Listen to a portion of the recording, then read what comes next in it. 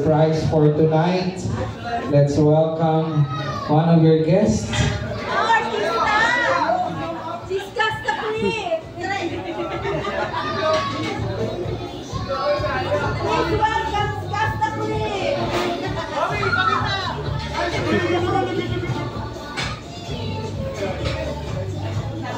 Sino kaya yan?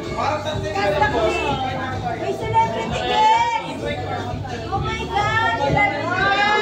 And we will be having and receiving your gift.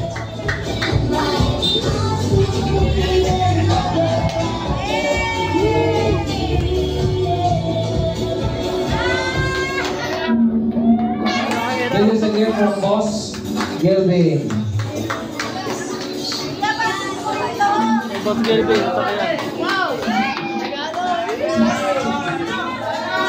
Isa pa! Isa pa! Isa pa kayo.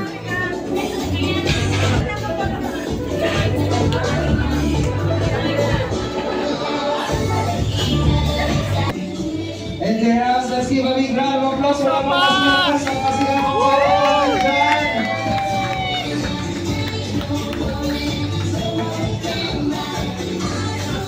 and Sir Kelvin will be sharing a message to you.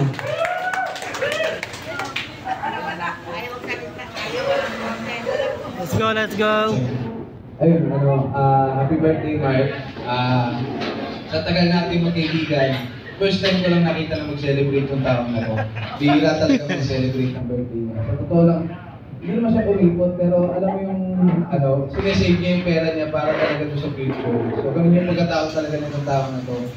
And at the same time, gusto ko magpasalamat kasi through ups and downs, kasama ka namin sa pagpunta sa mga problema, sa pag-asikaso ng negosyo, ang dami natin pinagdaanan. Pero ngayon, di ba? Pinapayak mo naman. Oo. Ako proud din ako kay Mike. Kasi nakita ko yun nakita ko siya na from the deepest talaga na part ng buhay niya. Alam mo hindi kung sobrang pahit. Alam mo yung gano'n, pero yung pangarap niya nandyan. Tsaka itong tao na to mas pinahahalagahan niya yung relasyon kaysa sa mas ibang bagay sa pera or kung ano. Kasi ang dami opportunity rin kay Mark, pero yun nga, dahil doon sa mga goals din namin sa buhay na hanggang ngayon, inipilit pa rin namin abutin at puntahan. Natutuwa ko na hanggang ngayon kasama ko pala siya. Mark, salamat. Happy birthday sa'yo. Thank you so much, boss. Ayan pala, tingnan natin yan o.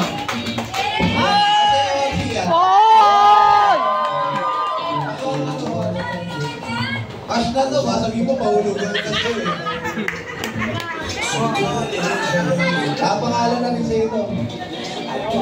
Buti na lang may passport ka sa akin. Ayan. Cheke. Ayan, picture.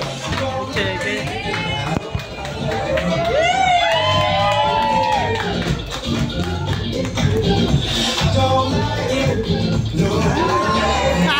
Okay.